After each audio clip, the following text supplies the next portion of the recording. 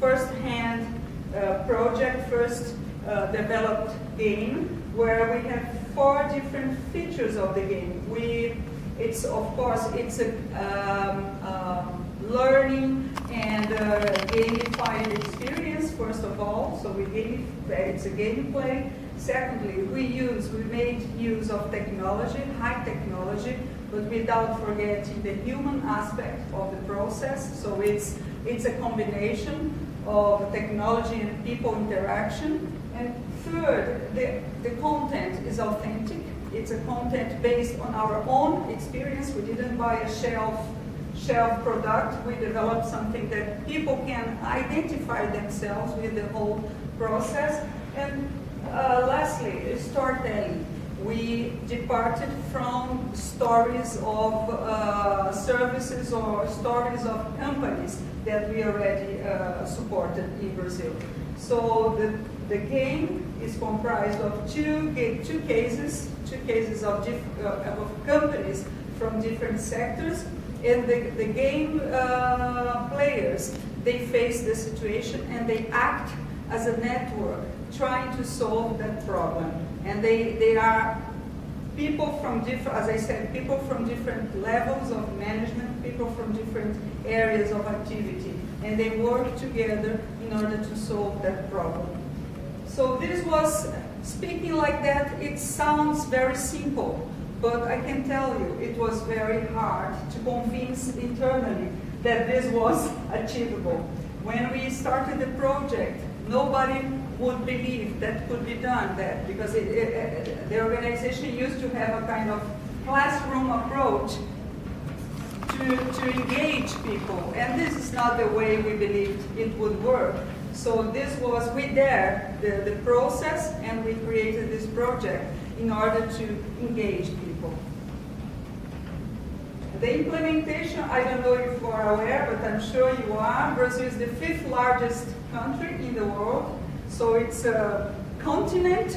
So in order to reach people from the very top to the very bottom, it's like hours of flight. So it's very hard to engage people in such a large organization, such a large country. And the game was a tool to achieve that.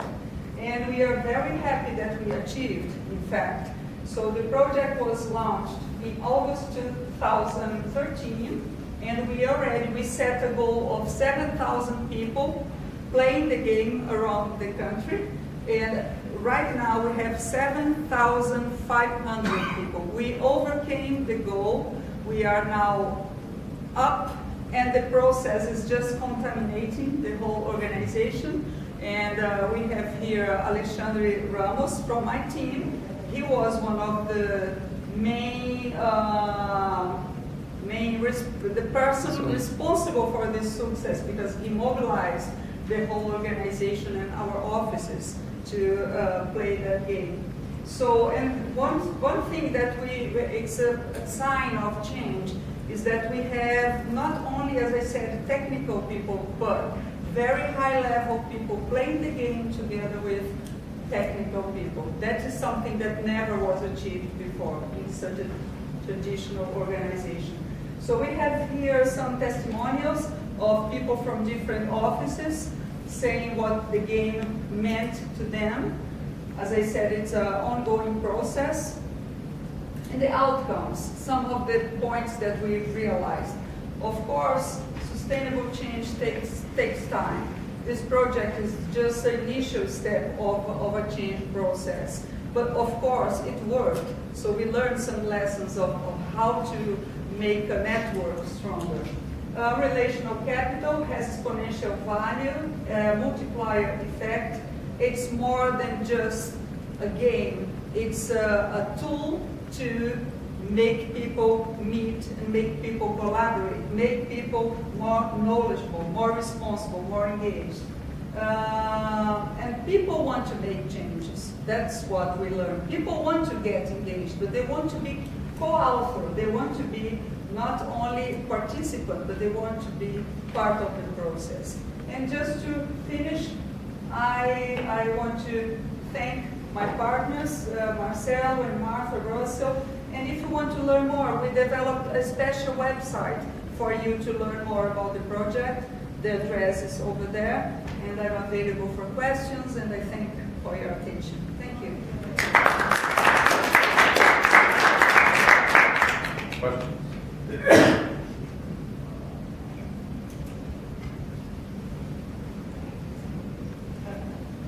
Did I understand it right that this has been used within your organization? Yes. Are you planning to use it outside your organization to develop Brazilian companies, for example? Well, the whole idea was to serve manufacturing firms, our clients, our customers, but we didn't think about having use like for a commercial or serving special company or sector. We decided that this was an instrument, a tool for internal engagement. But do you think it would be Yes. worth? Yes. I think so. Yeah. I mean, I haven't seen the tool itself, but... Oh, let me tell you, I didn't make that clear. The partner, Sabia, the company owns a patent of this process, the game. The content was ours, but the patent of the game is from Sabia. So Sabia commercialized, Sabia offered that process to different companies. Yeah. So it's in some way it's already in the market. Okay. How would you measure performance? I mean, people playing a game, I'm not sure, I haven't got the idea what the game is, but having played the game, how do you measure performance apart from the fact that they may have enjoyed the 5 minutes or an hour that they played the game? How do you measure performance? That's a very good and important question. The next step of the process, we are playing a real life game. We are going to gamify not only the process, but we are going to gamify the performance of our regional offices and people working close to customers in terms of number of firms served, the market penetration indicators, and some indicators of our customers. So we are aware that this is just the first step of the process. Of course, we need some hard measures to really assess the impact of the project. I'd be interested that you should be trying to measure capability rather than outputs, because outputs might happen over the next 5, 10, 20, 30 years. So I'm very skeptical about outputs, but you have to try and measure capabilities against what they were doing prior to the game and how capable those workers and organisations are, measuring in terms of particular knowledge base or interactive base or whatever. I wouldn't be interested in performance outputs, but it's more capabilities, which I think is what delivers outcomes. I just want to mention that I agree with you. We're just working on that right now. Thank you. Now,